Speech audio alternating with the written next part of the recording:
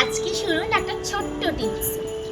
মানে ধরুন আপনার আমার মতোই অ্যাসিডিটি, বদহজম, বমি বমি ভাব, বা কিছু খেলেই কান দিয়ে একটা তিতো তিতো মতো বেরোনো, মানে অম্বলের ধাত আপনারও আছে বা আপনাদেরও কি আছে?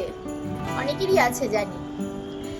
এর হাত থেকে রেহাই পাওয়ার একটা ছোট্ট উপায় হচ্ছে, আচ্ছা আমরা কি একটু রসিয়ে কষিয়ে একটু ভালো মন্দ খাবার খাবো না? নিশ্চয়ই খাবো, কিন্তু একটা ছোট্ট উপায় মেনে আমরা কি করব, যে কোনো রান্নার সময় পেঁয়াজের রান্নায় বা যে কোনো রান্নায় যেখানে পেঁয়াজ পড়ছে সেখানে প্রথমে পেঁয়াজের খোসা টোসা ছাড়িয়ে ভালো করে ধুয়ে নেওয়ার পরে একদম ফুটন্ত গরম জলের মধ্যে পেঁয়াজগুলোকে আমরা দিয়ে দেব।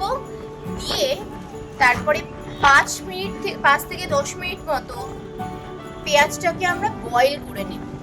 বয়েল করে নেওয়ার পর তারপরে সেই সেদ্ধ করা জল ফেলে দিয়ে সেদ্ধ পেঁয়াজগুলোকে ঠান্ডা করে তারপর সেই পেঁয়াজটা আমরা আর কি পেস্ট করব।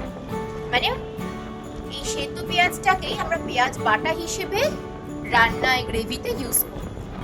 এতে কি হবে?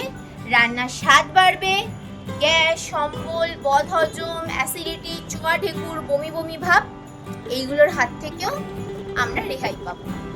তো আমাকে কমেন্টসে জানাবেন এই টিপসটা আপনাদের কেমন লাগলো।